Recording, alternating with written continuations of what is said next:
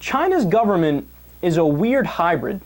On paper, it's communist, but it's also a kleptocracy, which basically means the government is run by a small group of the super rich.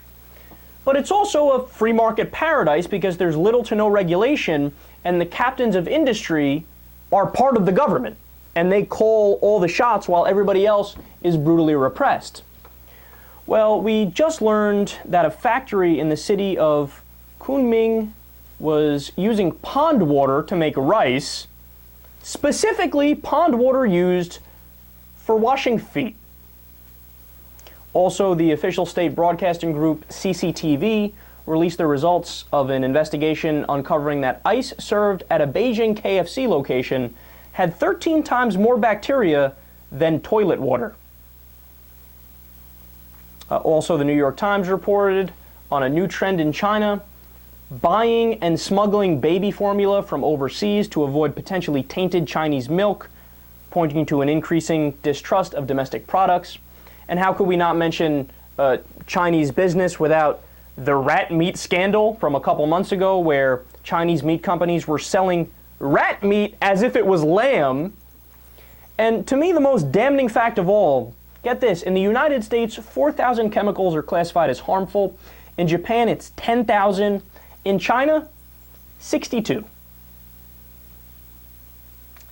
So why am I going through all these things, and why did I want to talk about this so much? Well, look, bottom line, conservatives and libertarians often say, well, you silly liberals, business can regulate itself, and you don't need the FDA, you don't need the government looking over their shoulder and doing these overburdensome regulations, this overregulation. And my response is, okay, well, here's your no FDA at work. Here's your government being run by the industry and the government not doing their job, which is to be an independent watchdog for the actual citizens of China or the citizens of a country. And my question is, how does that look to you? Are you envious of that? Do you want to have ice cubes that have 13 times more bacteria than toilet water? Do you want to eat rat meat thinking it's lamb? Do you want to have to import a baby formula because your baby formula is historically tainted and leads to death in many instances?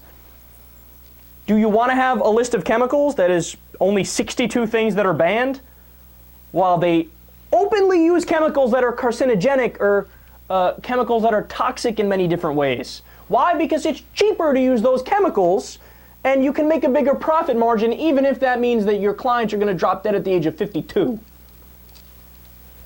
Now, I know the counter-argument. I've heard the argument so many times. They say, well, look, man, the free market will eventually sort all of these things out. So what will happen is that business that sells the tainted ice cubes or the baby formula, people will stop going there because the word will get out, and then you get the same end result, which is that the business is shut down and they have to move towards doing better practices. But there's only one huge problem with that.